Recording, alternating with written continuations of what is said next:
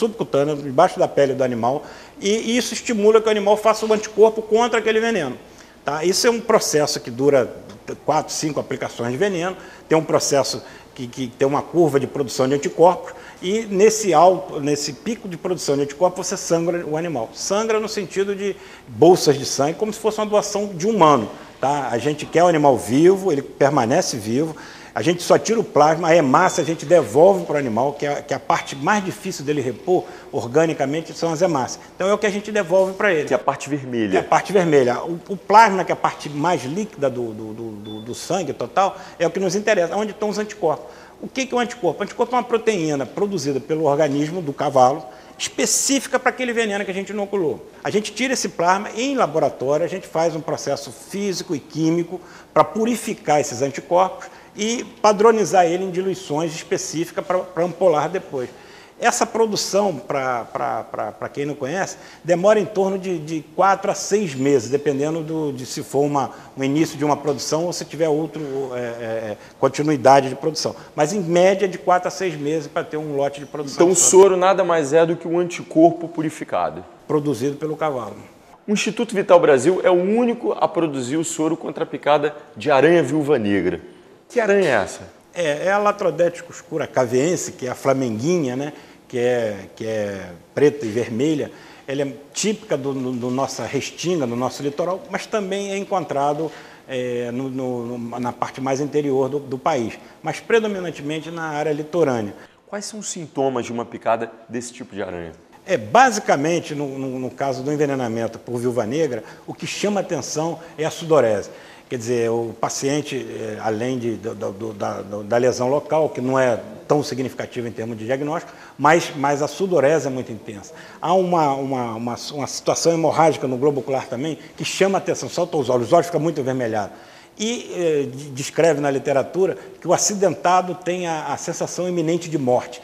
Você chega ao paciente, ele está em pânico. É impressionante como é que a reação dele é geral. Seria, por exemplo, um sintoma análogo a que tipo de picada de cobra, por exemplo? Não tem uma analogia a nenhuma serpente. Eu comparo a potência desse veneno de uma viúva negra ao micrurus. Quer dizer, no caso das corais, né, que são venenos, são pouca quantidade de veneno, mas com reações importantes. Quer dizer, em termos de capacidade de provocar um acidente grave, em termos de peso e reação ao organismo, a viúva negra, sem dúvida nenhuma, é um veneno poderosíssimo, porque a quantidade é muito pequena e causa um efeito no organismo violento, como é a micrurus. Quer dizer, no caso da coral, pouca quantidade de veneno pode levar a óbito, enquanto que uma jararaca, 80 miligramas, não leva a óbito. Qual é a grande importância de Vital Brasil para a ciência? Eu resumia, sintetizando o que você perguntou, que a grande descoberta é o produto dele, quer dizer, o soro que ele produziu, o soro específico que ele estabeleceu como tratamento, é usado até hoje. E é o único que é eficiente. Há 108 anos que se usa o soro especificado pelo Vital Brasil, tá? Salvou milhões de seres humanos no Brasil especificamente, e o conhecimento dele multiplicou-se pelo mundo. Quer dizer, é um tratamento que dura 108 anos. Isso aí, Luiz. Muito obrigado. O prazer foi meu. O que será que mudou nas áreas pesquisadas por Vital Brasil, hein? A gente vai para São Paulo para buscar as respostas.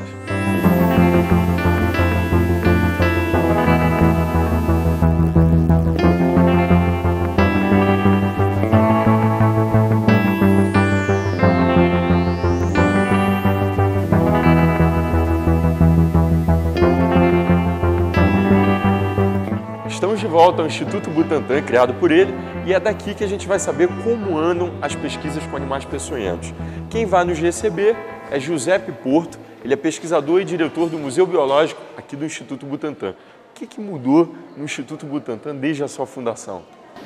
Olha, muita coisa mudou. Eu diria que muita coisa boa. Desde que Vital Brasil fundou o Instituto, o que a gente já pôde ver que aconteceu nesse tempo todo? Bom, Vital Brasil, primeiro, ele consegue estudar o veneno das cobras, consegue criar o soro e dizer e achar, porque ele não inventou o soro, mas ele diz que o soro ele é para cada espécie. Tá? Ele é específico para cada espécie. Esse é o grande mérito dele. O Vital Brasil dá o start inicial, numa época que tudo é muito difícil, e de lá para cá a gente consegue estudar o veneno, conhecer cada vez mais o veneno, conhecer as cobras. Outra coisa interessante é que através do trabalho do Vital Brasil, a gente começa a entender um outro ramo da zoologia, que são os animais venenosos, animais peçonhentos. Então o Vital Brasil começa com as cobras, e em pouco tempo ele começa a entender que escorpiões eram importantes, que aranhas também são importantes. E de lá para cá muita coisa vem acontecendo do ponto de vista conhecer novos animais venenosos. Eles já existiam, só que a gente não sabia. Quais foram os principais avanços, né, que aconteceram de lá para cá? Bom, de lá para cá, quando o Vital Brasil produz o soro, ele produz de um modo muito artesanal. Hoje nós temos uma produção de alta qualidade, é baseada no princípio com o trabalho dele, mas hoje nós temos uma produção muito boa, uma produção de qualidade. É um dos melhores soros do mundo são feitos aqui no Brasil. De lá para cá, a gente percebeu também e conheceu que do veneno que pode matar, você consegue extrair medicamentos. A hipertensão, por exemplo. Então, a tendência é, daqui para frente, conhecer muito mais desses venenos, entender o que ele pode oferecer para a gente em termos de medicamentos, em termos de qualidade de atendimento, e que o veneno, principalmente isso, que o veneno pode matar, realmente, mas ele pode curar. Giuseppe, de lá para cá surgiram novos animais peçonhentos, como, por exemplo, a lagarta taturana assassina, que surgiu no sul do Brasil e se espalhou por outras regiões do Brasil. Ela pode provocar hemorragia, insuficiência renal e até levar à morte. O Instituto Butantan já está estudando essa lagarta? Há um bocado de tempo. Quando se descobriu que essa lagarta poderia matar algumas pessoas, algumas morreram, como você bem disse, o que o Butantan fez? Bom, o Butantan conseguiu as lagartas, elas vieram aqui para São Paulo, elas foram trabalhadas, elas foram estudadas e a partir daí foi preparado um soro específico para essa lagarta. Então hoje praticamente não existe mais morte. Por quê? Porque existe o soro à disposição. Então, e esse soro você pode ter como extensão do começo do trabalho do Vital Brasil. Tá? O que fez para as cobras pode fazer para as lagartas também. O que o Brasil deve a Vital Brasil? Nossa, o Brasil deve muita coisa, mas muita coisa mesmo. Primeiro, um avanço da ciência no estudo dos venenos. Um avanço na ciência no estudo dos animais venenosos, dos animais peçonhentos. Um avanço na ciência para conhecer a fauna de serpentes, a fauna de aranha, a fauna de escorpiões. O Brasil tem uma fauna riquíssima desses animais. Então, graças ao trabalho dele, a gente conseguiu estudar. Graças ao trabalho dele, a gente conseguiu diminuir a mortalidade das pessoas no campo. Então, muita gente deixa de morrer pelo trabalho do Vital Brasil. Tá? Hoje, você tem morte? Tem. Mas são acasos, não é como no passado. Então, o Vital Brasil coloca o Brasil no mundo em relação a animais venenosos, que são as cobras, aranhas, escorpiões. Coloca o Brasil no mundo no estudo dos venenos. Coloca o Brasil em evidência numa área que nós somos muito forte, que é essa aqui. E a gente espera que futuramente venham novas descobertas. Giuseppe, só tenho a agradecer a entrevista. Muito obrigado. Foi um prazer. Vital Brasil morreu em 1950, aos 85 anos, no Rio de Janeiro.